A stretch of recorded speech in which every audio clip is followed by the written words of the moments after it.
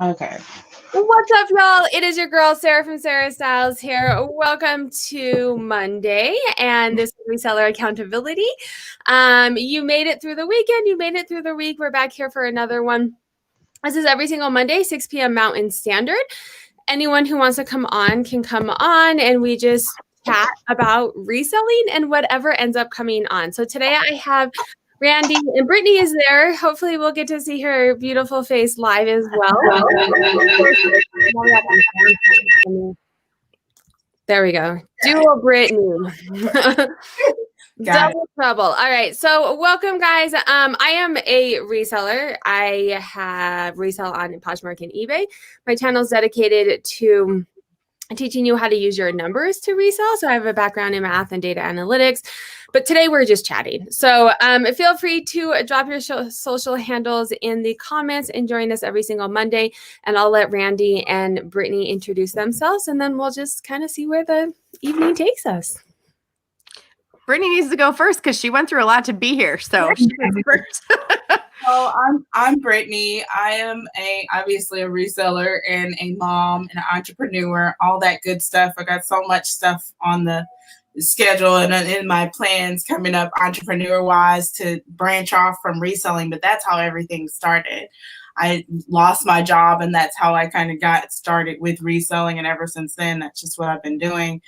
And then recently I just decided that it's going to be what my journey is put here to help people do, is to recognize their talents, their gifts. I mean, that's what I'm doing right now. And so if I can help somebody else do the same thing through my journey, then that's what I'm here for. So basically my mission is just to help people through self-actualization and mental awareness, which has really been a big part of my journey.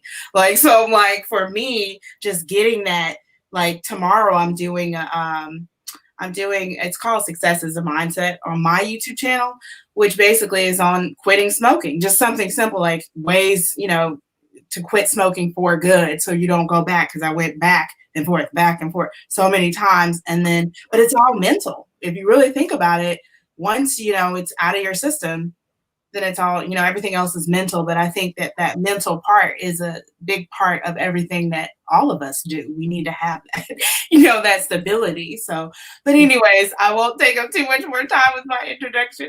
No, I already have. It's so funny because I don't formulate who comes on the channel, but we tend to, we have things in common, and I've met Randy live in person, and she's like a serial entrepreneur, and she'll get into it, but so many things that she's done. So I already have like a zillion questions. I'm like, this is what we're talking about today. Like, we're going to go down the entrepreneur.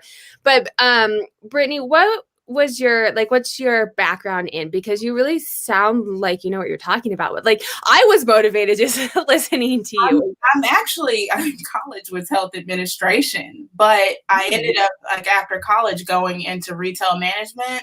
And then after that, I ran my own daycare in home. And then I was a daycare director as well. And so all of that experience combined, you definitely get that mental part, especially working with the kids. You understand that they need it. You know what I mean? And it starts at a young age. And so when you realize how important that is, then you're like, oh, okay, well, that's where I probably missed this and missed that. And then you go back and you try to pick up the pieces in your own life, and then try to make sure your kids don't have the same thing, or you try to. Yeah, but then I was telling my sister-in-law yesterday, I was like, I'm just getting my kids a counselor, so they're familiar with it and ready for it, because no matter how much I try not to do what fucked me up for my childhood, I'm going to do something else. We all have trauma, they're living through a pandemic right now, right? But that's a whole nother question. But I'm with you. It all stems from your childhood, and it's things that I've gone through counseling, things that you don't even realize impacted you as a child. Make your decisions as an adult, and it's oh, really? That was a big impact in me. And Randy, what's up? I don't want to serial entrepreneur is the right word, but I know that you've done you've done all the things, and you know all the things. So but give us a little bit about your background, and I will put your guys' info I didn't get it together before. So there are links, or if you're watching this live, are not, but I will put it in the description. I'll actually go grab it right now while you're talking, Randy. All good. Yeah, my name's Randy. I am Rolling Rack Posh on Instagram and over on Poshmark. And Sarah's right, definitely a serial entrepreneur. And one of the things, first of all, I love all bossed up. That's like the coolest handle ever. I love that. And mental state is definitely a thing. And there's a lot of hurdles as an entrepreneur that you're going to have to handle and get a grip on and get over, whether it's being accountable to yourself or just getting out of bed in the morning some days and doing what you need to do. But it's funny that you were talking about different things for quitting smoking in a past life, right? Probably about 20 years ago, I toured with my dad, and he's a stage hypnotist. And so he has a whole collection of what you think about, you bring about, basically. So he's got a whole line of, I guess, CDs and audio files about how to quit smoking, how to do improved academics, and all things that are mental health related. So I'm a big advocate on getting your mind right to make things happen, whether it's setting goals or not. But I basically have been on the Poshmark app since 2000. Let's see, they opened in 2011. Poshmark did. I think I started in 2014. And then was part-time, extremely part-time for a couple years. And then when the pandemic hit in March of 2020, I got thrust into doing it full-time, whether I was ready or not. So I've been full-time. I wouldn't say I've been making full-time money all months. Some months, yes. Some months, no. And I did dabble on eBay. I've told people before that I dabble on eBay here and there, and I do. But I've sold cars on eBay, a couple cars that I flipped. So I guess we just like dove right in with the cars. And then recently I decided that I think I'm plateauing on Poshmark or something, or they're capping me. No matter what I do, no matter how much I list, no matter how much I share, I feel like I'm getting capped at about $3,000 a month. And it's hard to get to 3 for me, no matter how much I do. So this month I was using Sarah's sales and trends dashboard, and I've been bugging her all month about it. I'm like the laziest entrepreneur about filling out forms. I can cut and paste into an Excel file, but the thing I was noticing is Poshmark will conclude a sale after the buyer has accepted it. And it drives me apeshit because you're missing a week at the end of the month. And even if I try to ship every day, it just doesn't post in time. So my goal was $3,000 for January. And I'm so pissed that I got stuck at 2,600 because there's a week worth of shipments that still haven't posted. Yeah, but now those because I know what you mean. Yeah. But those shipments now will go into March. February. You'll start February. God, I'm thinking February. Yep. I completely skipped over February. But those will go into the beginning of February, and you'll be starting February. I mean, I know what you mean because I get there too. Like, I was trying to hit a goal and I got 98.2% there. I saw that and I was like, that would drive me. And I was like, well, if one more but then I'm like, well, now I'm going to start my February off, right? And all of the money you could go in and shift it on your dashboard. It just depends on how you want. Yeah, it depends for other people that are like, what is he talking about? So Poshmark, just to explain, so people who don't know what you're talking about, Poshmark, you buy something or someone buys something, you ship it, and then they have to either accept it or after 3 days, their money gets put into your account, right? And so when you pull the Poshmark sales report, you pull it for January, and that's the dates that you pull it. But Poshmark puts it. Let me try and say this right because it gets confusing. Poshmark pulls it for those dates of when the money got put into your account, but the dates on the report are the dates that it sold. So pulling the month and the report that they give you don't match up. So that's what Randy's talking about. Like you pull for February, but it's not actually the sales. It's what it's kind of screwy. But as long as you pull the reports and don't miss days, all of the money will be there eventually. Yeah, for sure. I was going to say something. Oh, you're talking about Poshmark. And Brittany, how long have you been on Poshmark? 2017 is the year that I started. I remember specifically. It was 2017. Yeah. So what is that, like a few years? Yeah, a couple. And I feel like, Randy, what you're saying, we've talked about this. I'm interested what Brittany has to say or people in the chat. I don't know if I'm just noticing that because the people that I'm surrounding myself with people like me, right? Like, so they're following my journey and they're like, oh, I'm noticing that too. Or if this is actually what's happening like outside of my little social media circle. But I definitely hit like a plateau. And no matter what I did, my closet is like 7 times the size and I'm still making the same amount of money.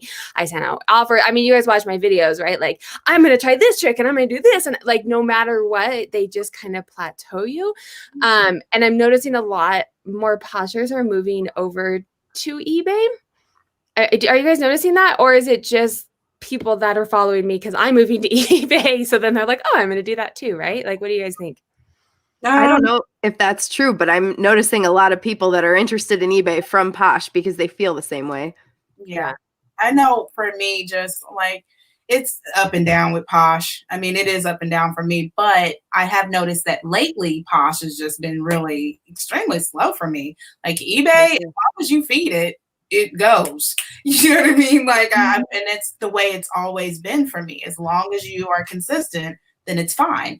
But it's the, you know, even in the summertime, you could be like, but it's, if you're consistent, then you'll get those sales. But with Poshmark, it's like, I don't know. Cause I mean, I've been doing, if you're listing, you're sending offers, just like you said, and then you're still not really getting anything. I'm not sure why, you know, like, I don't know. But then I did get some lowball offers, and maybe because I didn't accept those, I countered. I always counter, but I got like 3 really low offers on different things over the weekend, and I just didn't accept any of them because they were too low. And then they ended up selling on a different platform. Like a couple of them sold somewhere else, you know. So I was just like, you know, and that was a reasonable offer, you know what I mean? Which I knew it was worth that. And sometimes you just got to go with that, because like, just because you don't have a lot of sales don't mean you want to just accept whatever offer comes through, because then you're lowering the value of the item in general as well. So I do try to think, you know, keep that in mind, but not lose the sale over $5 to $10, if that makes sense. You know what I mean? Like, I do try to give that window, you know, but yeah, because if you counter for $5 and then they don't take it, like I always, before I decide whether to take it, if it's like something I consider low, I'm like, if I don't get this sale, am I going to regret all of my life choices? And if the answer is yes, I should have sold it. Yes. And sometimes that's, I haven't had a sale all day and it's going to boost my ego, right? Like if I have a 0 sale day, your low ball, one on the board. And you on a good day, your low ball got through because I haven't had a sale today. And if I've had a killer day, I'm like, screw that. I'm like countering. Right. I don't take this.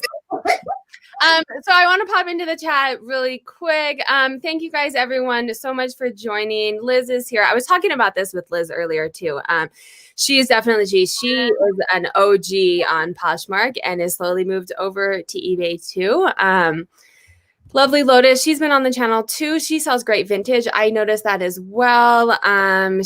Callie, call it favor. See, I'm getting better at the names. They're all together. I have to like slowly say it. Yes, Poshmark is definitely slower. I'm definitely moving more to eBay. Margaret's Market. I don't notice I've reached that level on Posh sales yet, but the random eBay and Mercari sales definitely help. Life-changing decisions, Liz. So I have a couple of theories. And someone went, so if you have the dashboard, I have a Facebook user group for people with the dashboard. So you're talking, you know, other people who are looking at their numbers and that, and we were talking about kind of like this, and if they thought Posh was slower and stuff, and they had a valid point. A couple of things.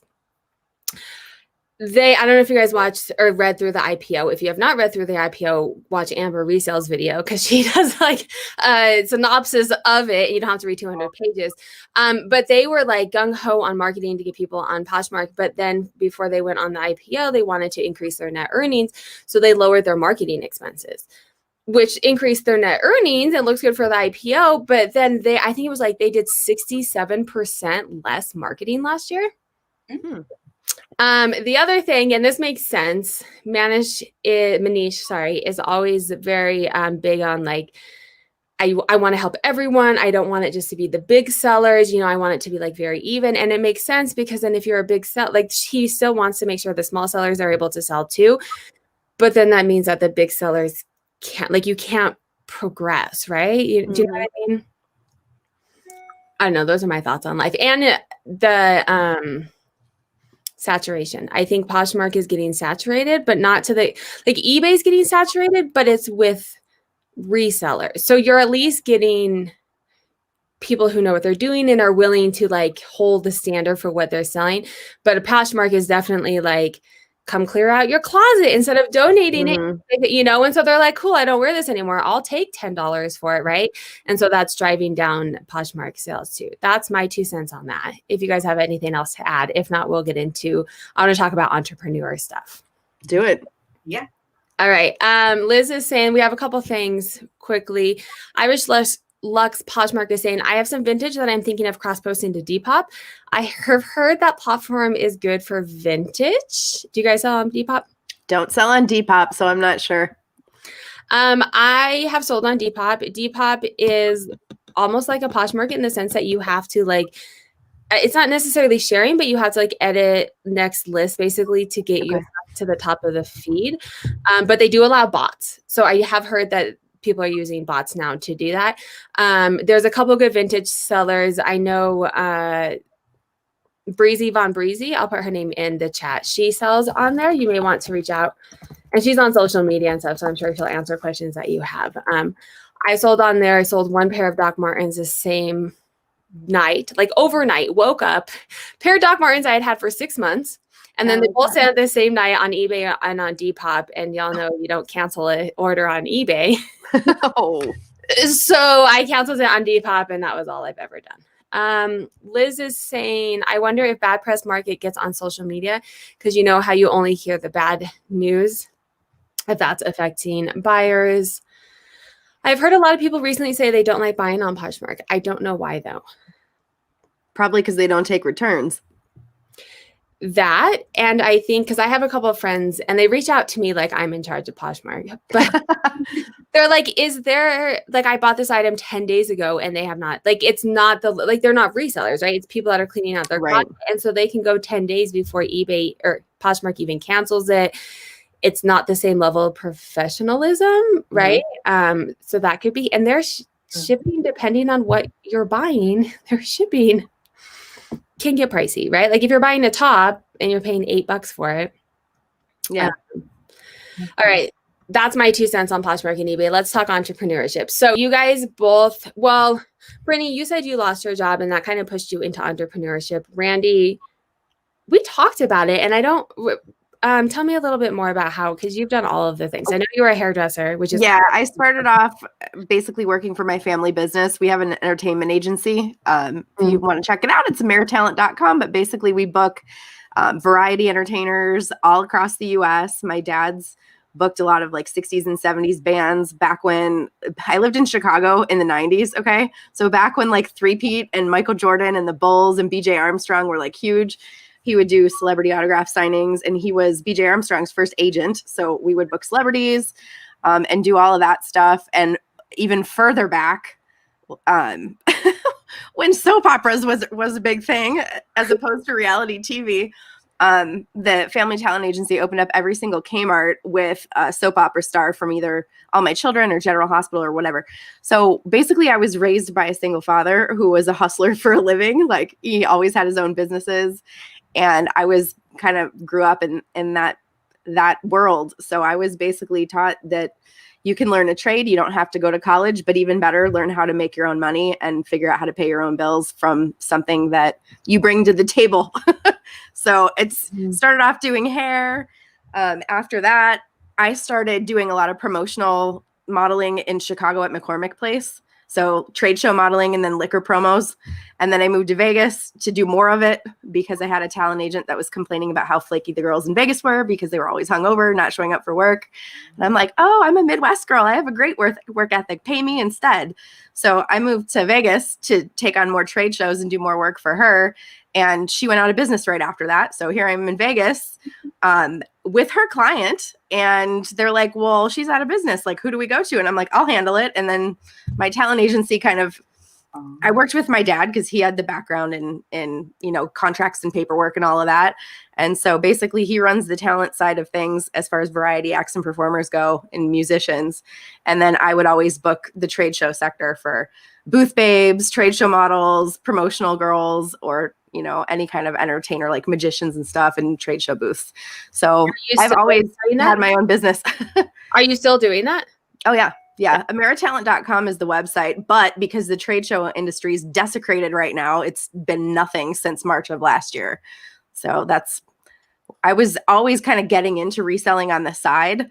And I also tour with Volkswagen. So I've been with Volkswagen touring the auto show circuit, presenting new vehicles for the current lineup for the last 15 years. So I did reselling around that from 2014 to last year. And then when March happened, I'm like, all right, we're going to see what this reselling thing is all about. I'm locking myself in these four walls. I moved back in with my dad because I went through a really bad breakup. And I've literally been in this house for a year trying to crack the code on reselling and trying to make enough money so I can do that full time. So I am so excited for you when you move over to eBay because I saw your post about how much you listed last month. And if you can get, like, you have the inventory and you have the eye, and I think you're right. Like your cat's out on Poshmark. If you get that worth ethic on eBay, you're gonna kill.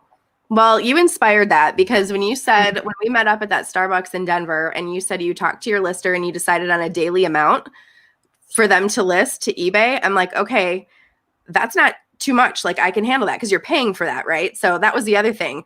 I was doing the math in my head, like, okay, if I list this much, then, that's a lot. Surely I'll make a ton of sales. But at a certain point, I was too inventory rich. There was not enough money in my bank account. And then I was paying them to list and the money was dwindling and it wasn't selling as fast.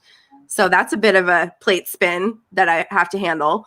But I think this is where moving over, and it doesn't have to be eBay, but moving over, like you're not on the dashboard. It's one of my favorite charts, and I made a post, but it's how much you list versus how much you sold, and that's what you're talking about. So people who don't know, like there's a chart on the sales and trends dashboard, and it's how much you list for a month and how much you sold.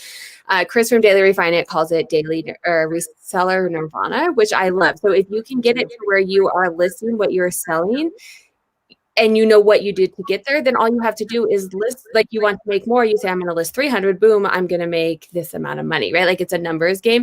If you don't like numbers, I have dashboards for that so that you can look at it and do it. But that's where like you have the inventory, you have the work ethic, you were getting there. And I just saw that chart and I saw how much you listed. And I was like, girl, if you can get your sold there, like you, and I know how much inventory you have still to list. Yeah. You are. And I'm getting caught up, but, I didn't need to do it's. I'm really happy that in Las Vegas for me, maybe I just went too early, but yellow tags sucked. Like I was going to do the zero inventory challenge for all of January. And in my mind, I'm like, girl, your bank account is sucking right now. Like you've got too much shit here and it's not selling fast enough on Poshmark. Yeah. So it's like, okay, we need to just look at things and reroute this. And so I'm like, okay, eBay has more buyers.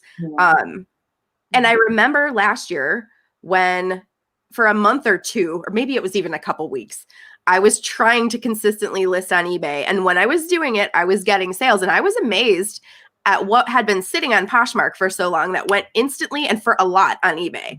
So that I kind of remembered. And sure as shit, I did it I've been only doing it 3 days. My lister for the last 3 days is listing 10 things a day.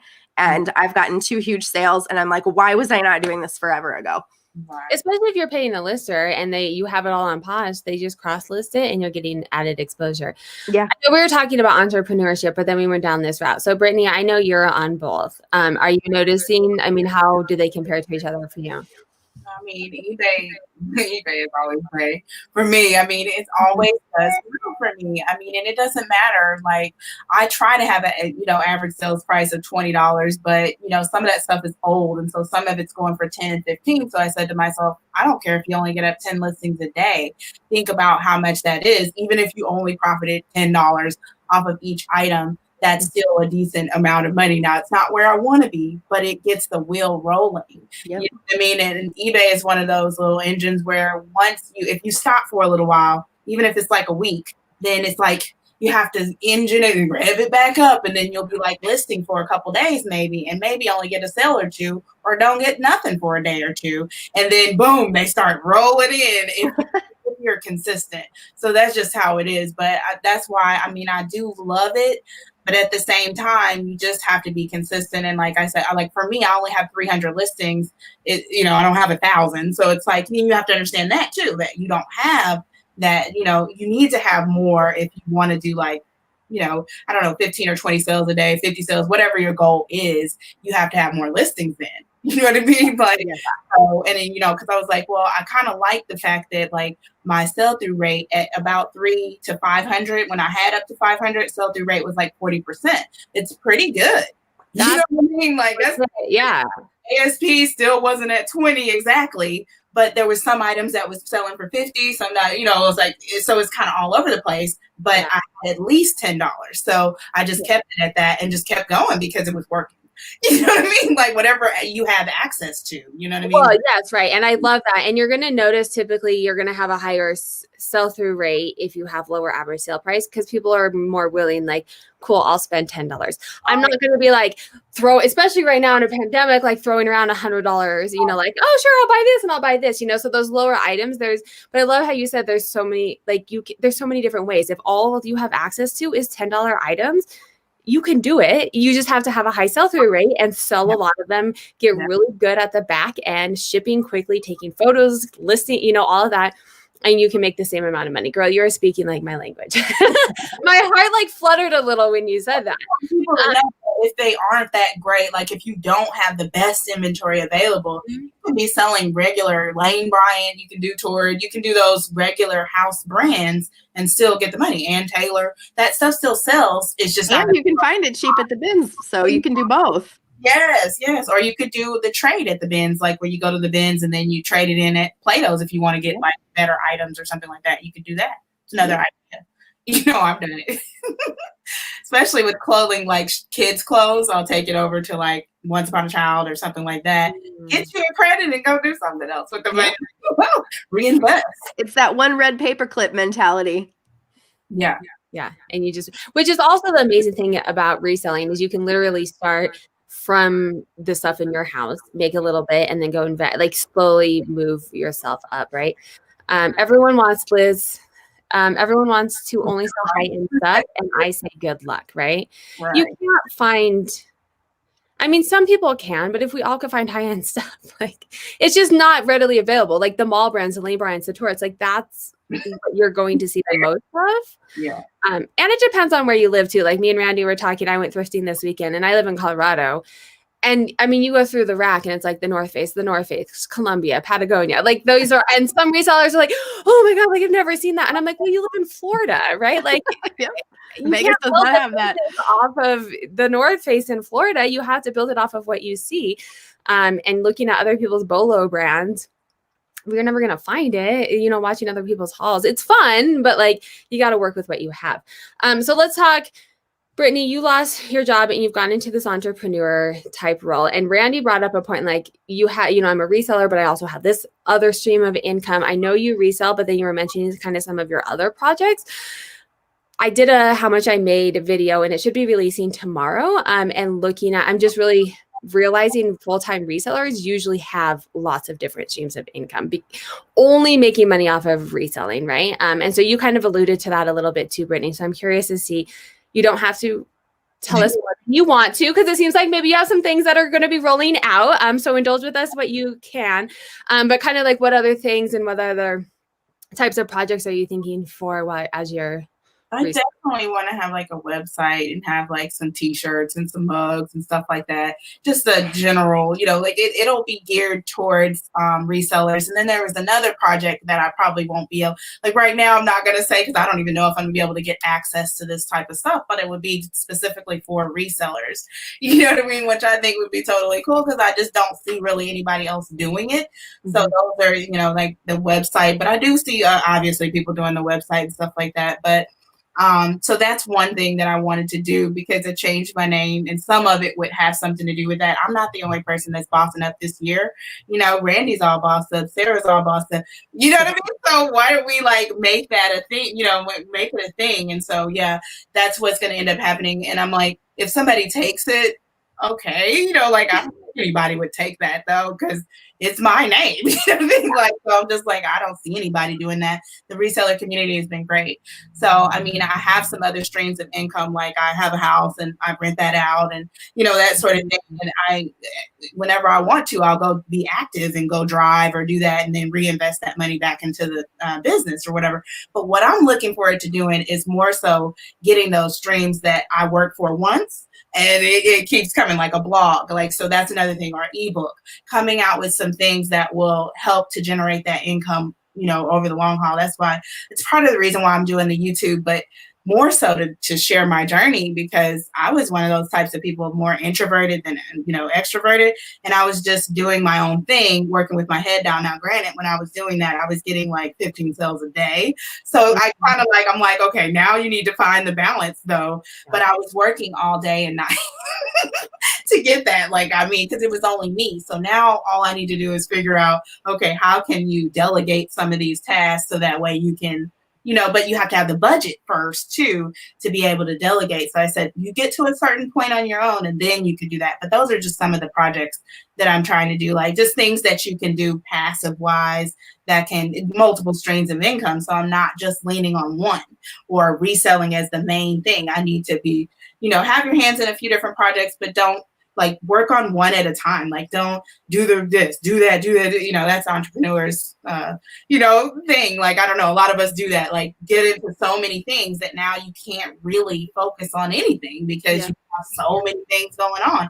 So what I've decided is just to focus on one of those things that I want to do per 3 months. You have a 90-day window to try to get the website and do that, get your designs. Then next month you can do the blogs, then next month, and these are things that I've never done. So if you don't have any experience blogging, you're not just going to pop up with a blog and it's going to be great all of a sudden.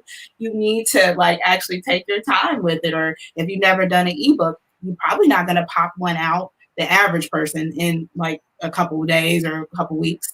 Probably going to take you a little bit longer because you've never done one. You know what I mean? Or you might have to take a course first. It might take time. That's why I'm saying work on these projects, but give it the time that it needs to develop. So that way you're not putting whatever. I don't like willy-nilly. It's stuff I try to make. You don't want your name attached to trash. Yes. I want to be able to say that, I took enough time put into this to where it's going to give you some value back, or good value for your money.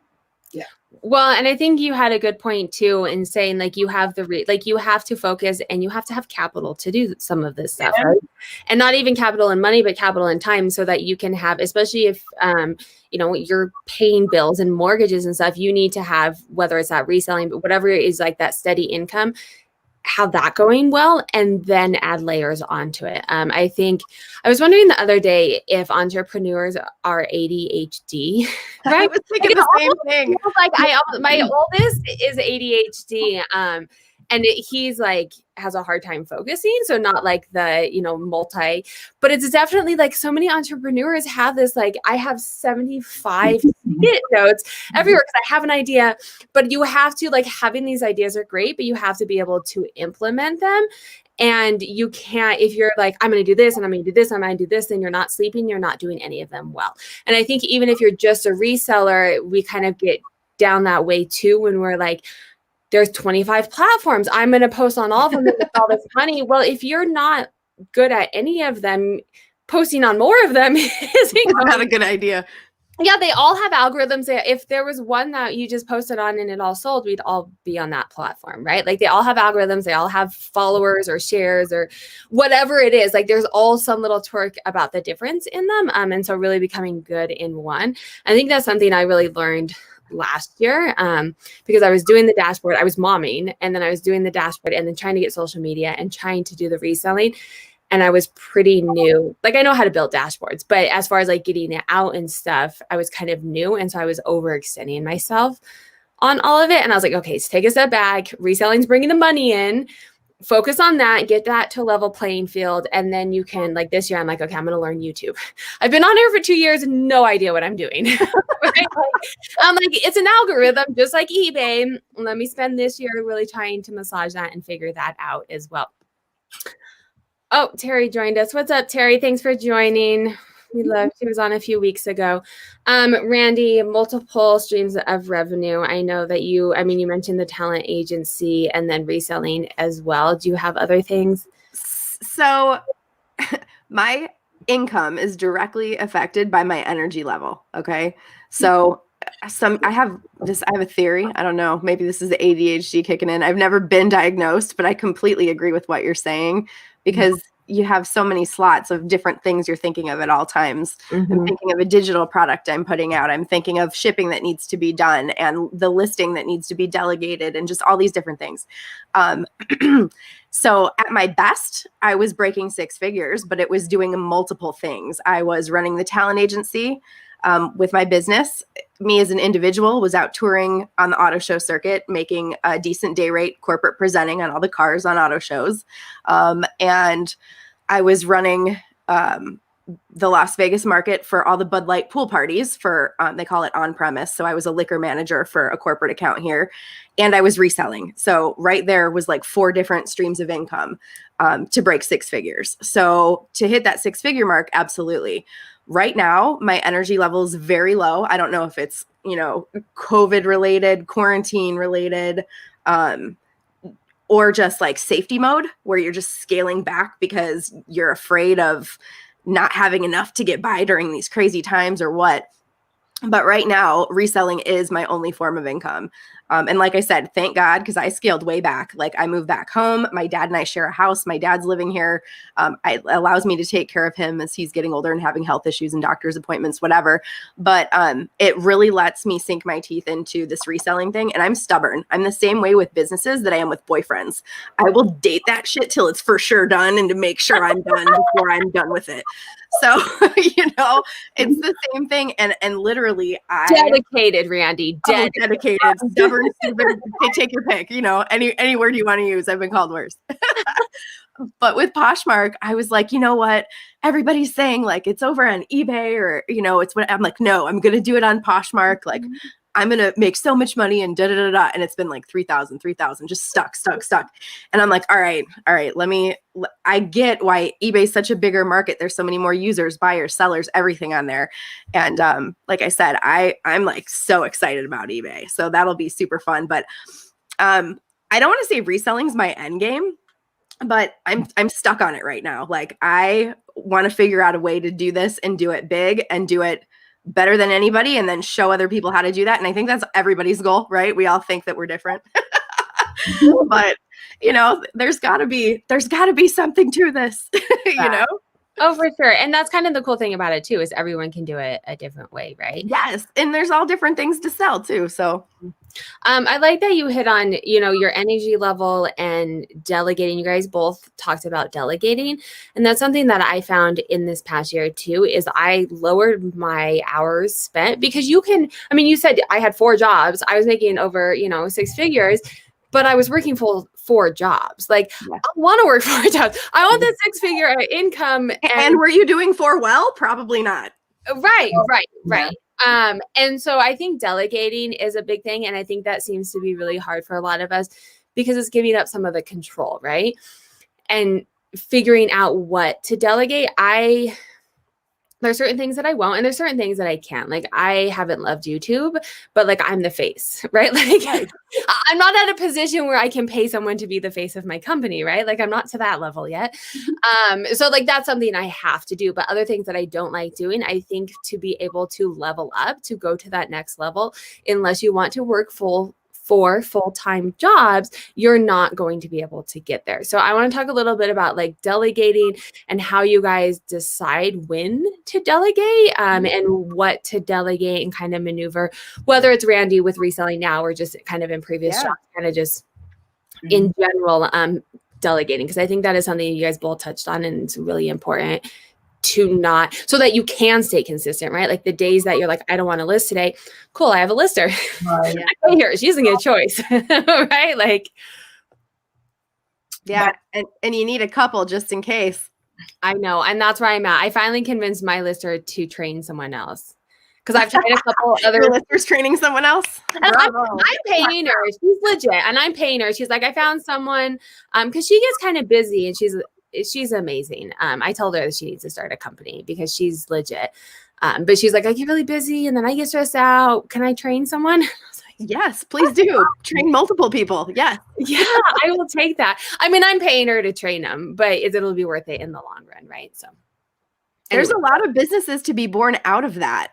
Like, I mean, if you solve problems, there's just solve problems. There's little businesses and spinoffs of all kinds of different things that are in there. Like even, working as a VA. And that was the first thing that I delegated out concerning to Poshmark. I mean, and I guess to eBay too. I don't know where I caught Sarah talking about this, but I heard you talking to somebody on one of your videos. And I don't know if you've since changed on this or not. And it doesn't really matter, but you're like, I don't know how to craft a great eBay listing. My lister handles it. I don't either. So the thought of eBay exhausted me. And then I'm like, well, you're not the one that's got to do it. Just hire somebody that knows. If you don't know, find somebody that does know. Because like you said, there are people that love sitting there listing. I'm not one of them. For sure, I'm not one of them. But somebody does, and somebody's excited to do it. So I'm right there with you on that. I am the worst lister. I have not changed on that. And it's funny because I'm like, I hate that word. I'm an influencer, but I'll have resellers like, oh, what do you do for, I'm like, I don't list. I have no idea. Like, yeah. I had a friend who's like, oh, what do you put in your title? I was like, I don't know. Well, do you look at it before you submit it? I'm like, no, she does a good job. I sell things. We're good.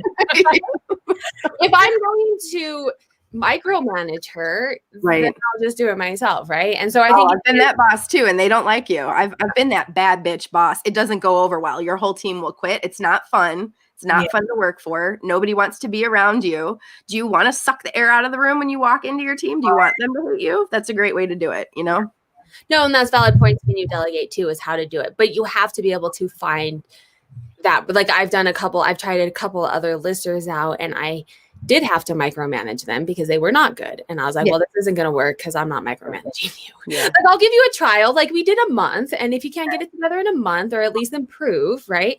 Yeah.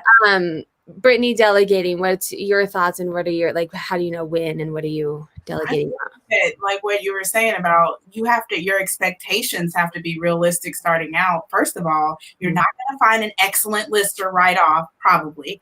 You know what I mean? Like you might have to make that window where, because I did do Fiverr and, listen, then I realized, okay, you're definitely going to have to make sure that you are ready to do this, because I felt like it was actually slower than if I would have done it myself.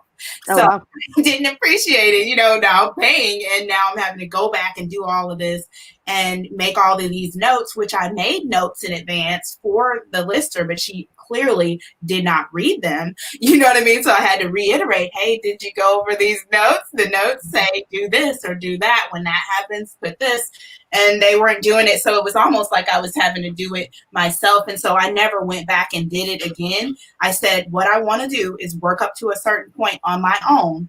And once I can trust myself to do this amount and be dedicated to getting this amount done, and, you got your schedule down, then you can add in that. Because the key is to getting used to having that schedule and being focused enough in your business to say, now I have the room to do this because I've been consistently doing this. And I know at this window and at this point, I can add that extra person. Now, you got your accounting stuff together. You got, what's selling. You got all that stuff together. Mm-hmm. All I need you to do, and then it looks like 10 listings. That's all mine is right now. As long as I could do that for at least 30 days straight, then I was like, all right, you can hire a lister. There's different ways you can do that. Then I get to decide, do you want to do Fiverr? Do you want to just have somebody come to your house? Or do you want to do like Sellhound, or what's the other one? There's another one that you could do where they do everything for you.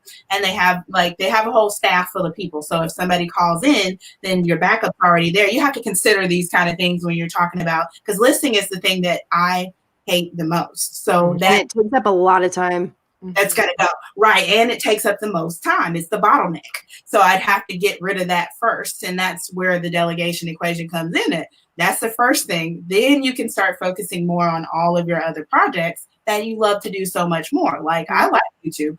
I like, I like doing that. I love Instagram. I love, the community and, doing my shows and stuff like that. Matter of fact, I got one coming up here in a minute. I might have to jump off a little early for that, but we'll go 10 minutes early. But anyway, I'm saying like, you just have to figure out what's going to work best for you in your situation. Like figure out where your bottleneck is and then get consistent with what you've been doing. That way, you can trust yourself and then move forward. That's where I'm at. I'm like, okay, as soon as I can trust myself 100%, then I'll invest that money into doing, something else or whatever. I just want to make sure that my routine and my schedule is solid first. That way I know where that time is. I know where the hours are going and I got the processes down. I got my SOPs. I done wrote this stuff down. I know how long it's going to take you, sis. You shouldn't be taking longer than this. Yeah. I get you trained.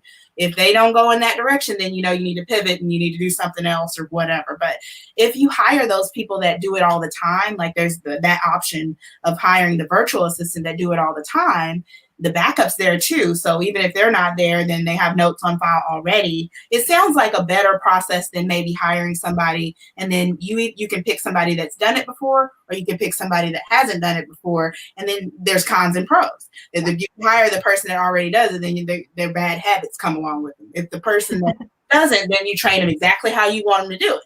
But it takes a little bit more time.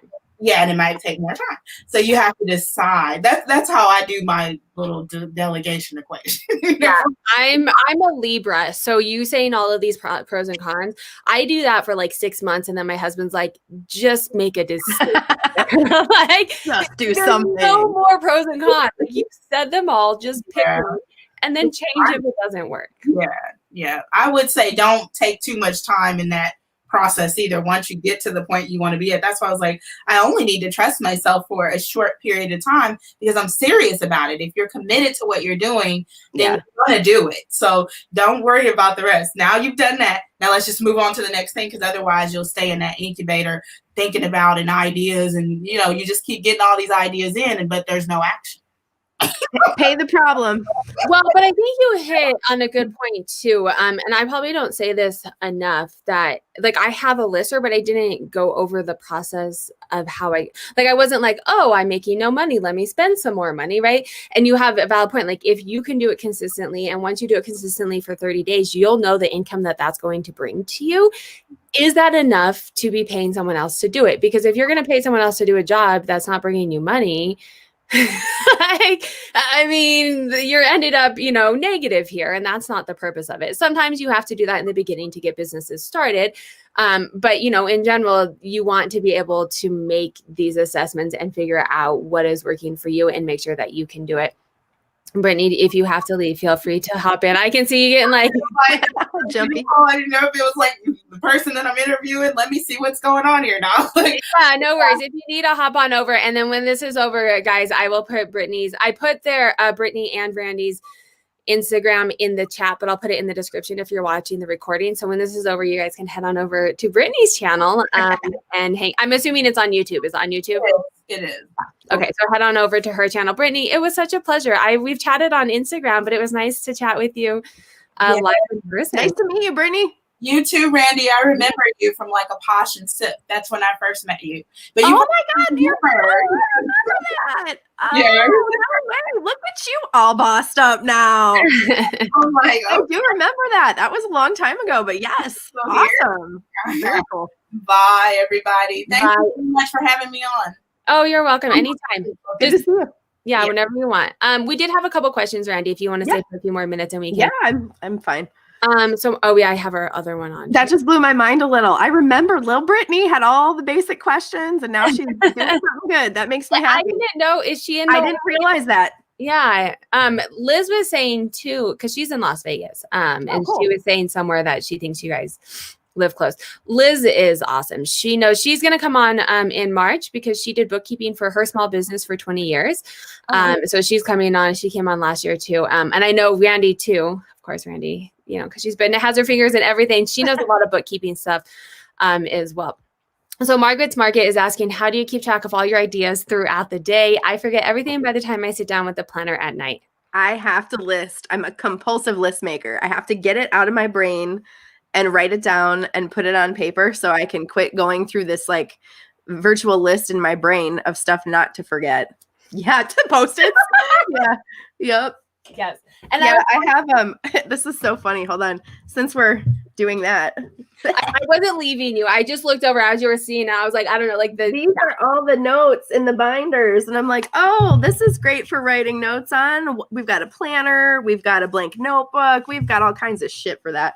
Do you feel bad? Like I was going through an organizing yesterday and I had some notebooks from last year that I like didn't want to throw away. Oh yeah. Yeah. So, well, I was like, but there were so many good ideas in here. Like ideas are good, but sometimes it's cool to go back and look and you're like, oh wow, I was only working on that. Like I've come a long way. Go me, you know? Well, and that's what I was thinking. But then I was like, am I actually going to do that? No. And in the trash they went. But so I do Post-it notes. And I also, because I'm not always in my office, you know, I have 3 kids, I'm running around. I have like an ongoing, OneNote or whatever it is, you know, like a note phone pad on my phone. Yeah, I use the note section too and have an ongoing list. And I have like a YouTube one and then an Instagram. And I have like probably 500 in there now that I should clean out. I was talking with someone because I posted all those Post-it notes on my Instagram a couple of days ago. And a couple of people are like, oh, there's this app and there's this app. And there was a study done that you have to actually like the action of writing it gets it out and actually helps put it in your memory. Or if it's something that you're learning, like when you're taking notes for a class that you should actually write it. And I'm like, yeah, that's how I am. And I'll do it on my phone if that's my only option. But then I usually go and like write it down and organize my thoughts typically once a week because that's the life I live. Once I have to do it every day. Well, once all my kids are in school, it will be every day. Yeah. But every Sunday night, I'm like, I have to like organize my thoughts and figure out what I'm doing for the week. Resale secrets is saying the creative energy of new projects can be very seductive. I tend more towards focusing on one thing and improving. That's good. Such a concept would be like a joy killer for many creative types. I'm kind of like that. And if you guys couldn't guess, I'm driven by numbers. And so when I see numbers going well, I'm like, okay, that's where I'm going to like, you know, that gives me drive to keep going. I like new projects, but I also like, I think I'm a little like resale secrets where I'm like, I like improving and like being the best reseller, right? Like when I was working with Chris, he's like, well, what's your goal? And I'm like, I don't know, just to be better, be as best as I can be in the amount of hours that I have. Yeah. To maximize the money for the time, like get your time low and get your money big. That's always the thing. That was a much better sentence than mine. I know what you mean. Resale secrets. My planner is almost always within arm's reach. Yeah. Post-it notes. There you go. We're getting there. Let's see. There was a couple more questions. My husband tells me the same thing, Liz, must be hell, because he's very OCD and he would have a project that he would research and plan. And then when he put it out in a year, it would be like flawless. And I'm like, well, let's just start in the beginning of the year and then figure it out. Right? Like, good question. So the folks who hate listing, are you talking about creating a draft, putting it in the photos, or clicking list, or some other definitions of those steps? So yeah, what does listing mean? What part of listing do I hate? Is that what she's asking? Mm-hmm. All of it. So the time it takes is the main thing for me. I went to Myrtle Beach in September and I was like, okay, this is cool. I can sit on the balcony and I'll just list. And the amount of time it took me to do 10 listings just is insane. I will gladly pay somebody $1 a listing to get all that time back so I can go sourcing, which is a separate problem that I need to be corralled on. But that's where I was in September. But if you get it listed, I'm not going to feed into your addiction, Randy. Yeah. But if you get it listed, yes. Get it listed, if you're better at sourcing than listing, go source, and you're good at sourcing, go source, and then pay someone else to list it, and you're doubling your money, right? Yeah. Well, probably more. Yeah. So the only thing was that the sourcing was getting out of hand.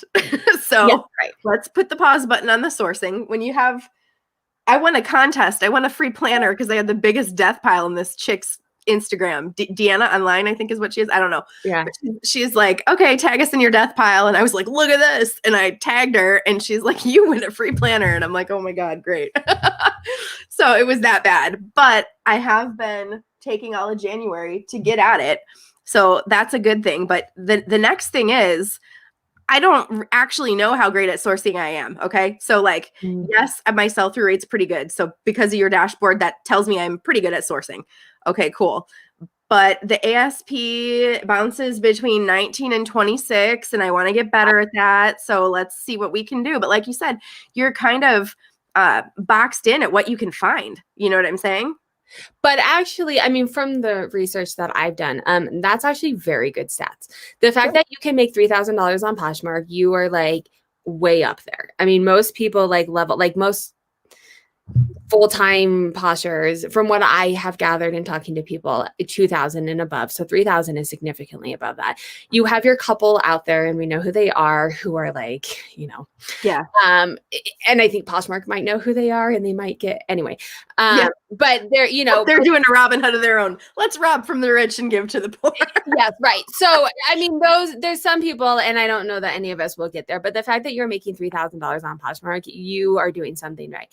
The average sale price on eBay is between $10 and $15. Okay. So your average sale price is, I mean, and now keep in mind, eBay's ginormous, so that can be, I know some people sell like stamps for whatever, but that's above that. Women's clothing sell-through rates on eBay average 5% a month. Wow. This is why I'm so excited for you, because you are like really good. Well, okay. So I like that you're trying to bring me a come to Jesus moment here, because I'm like, oh, like eBay's so good, but then I hear 5% and I'm like, why? Like, why would I mess with eBay? But it adds up, I guess, is the answer. Yeah. So, but that's an average, right? So you have people who are on eBay who are not very good. Like my average sale price is 20%. Okay. Lies. My average sell-through rate is 20%. 20%. Yeah, thank you. When you said percent, not dollars, I knew what you meant. Yeah.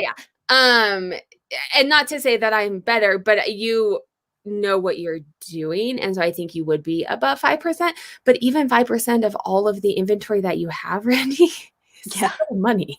Yeah, it's true. Yeah, I'm excited about this. And the part that excites me is I'm not the one doing it. Like I'm going to run into a problem in about a month, because my closet on Poshmark is about like $275 to $300. So right now for me, I have List Perfectly. So to import into List Perfectly 10 a day for my lister, no problem. Okay, when that's gone, now I actually have to photograph again, and there's some accountability there. So I gotta be careful not to like get too excited this first month, because all I'm doing is bringing it over from Posh. You know what I'm saying?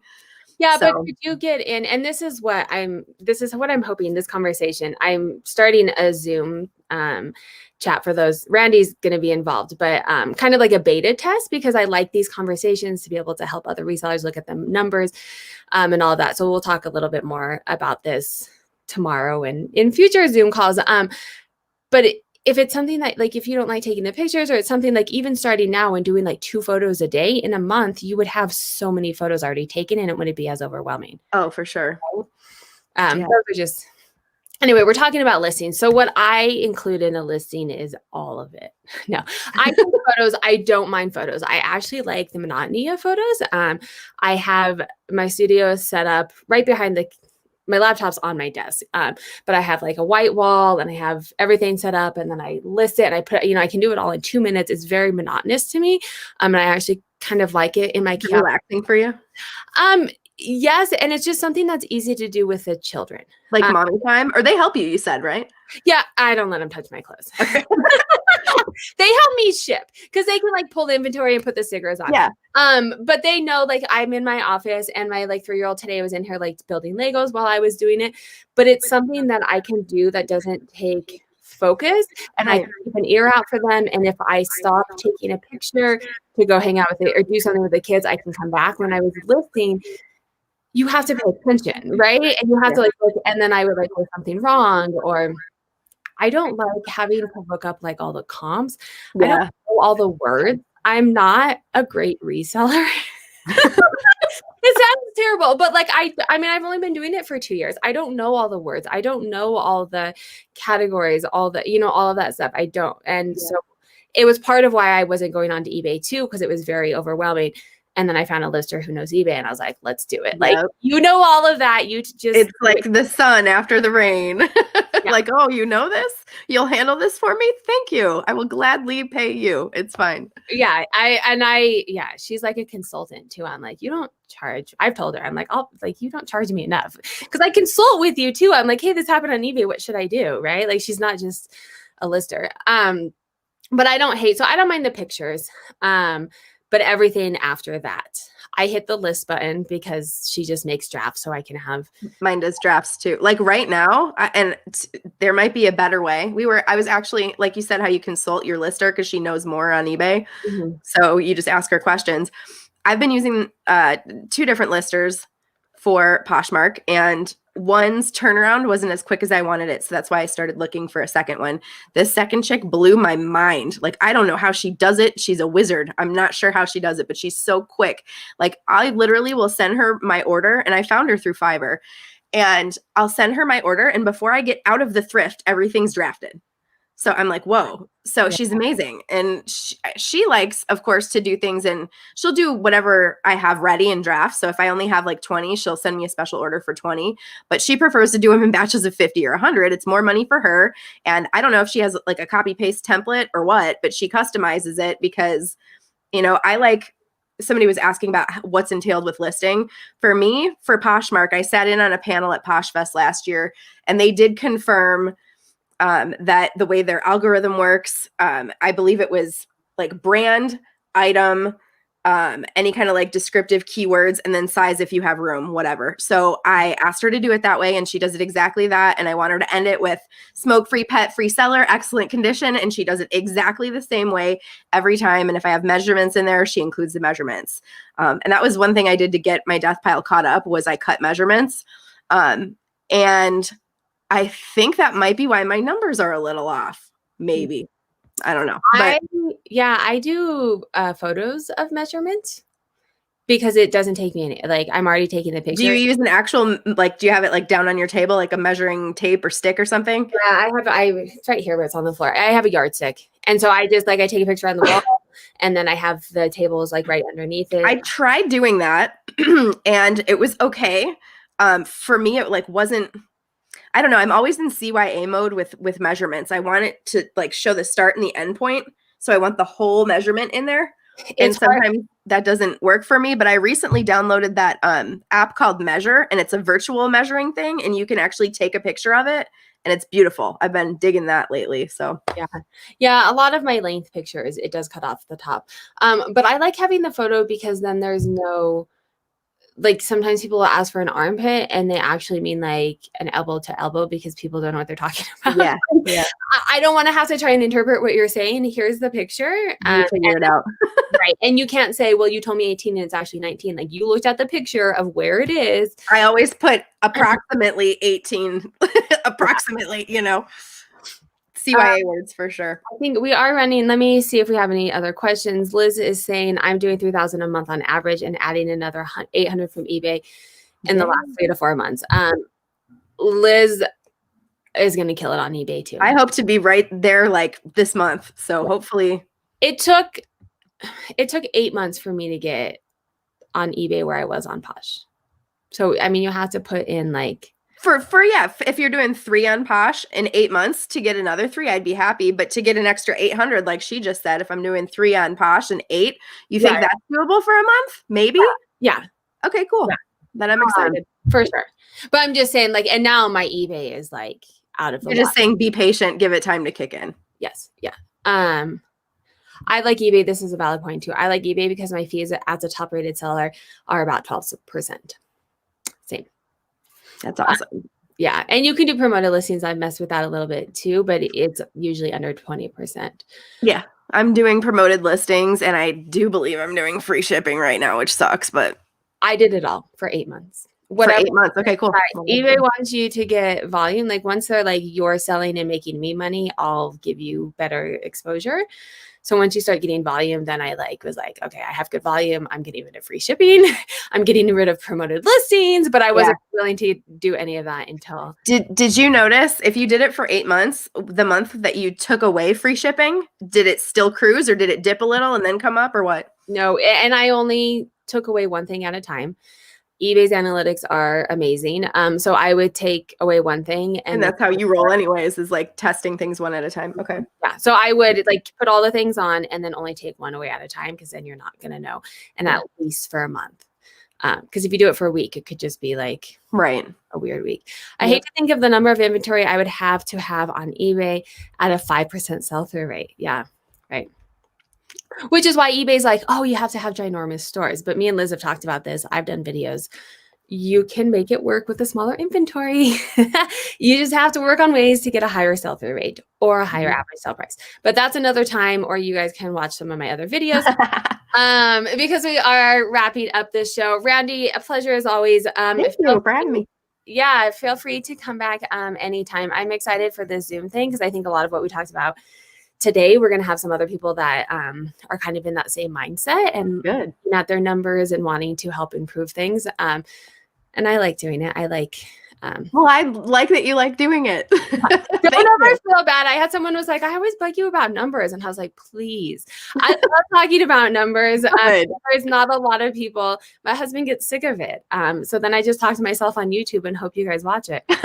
Well, you found me, so you got to find in Vegas. Yeah, slowly I'm finding you. Me and Liz will talk numbers a lot too, and quite a few people in the chat. So thank you guys so much for hanging out with us. Randy's stuff is in the live comments. After this video does process, it usually takes a couple hours. The recording will be up, and I will have her and Brittany's stuff in the links down below.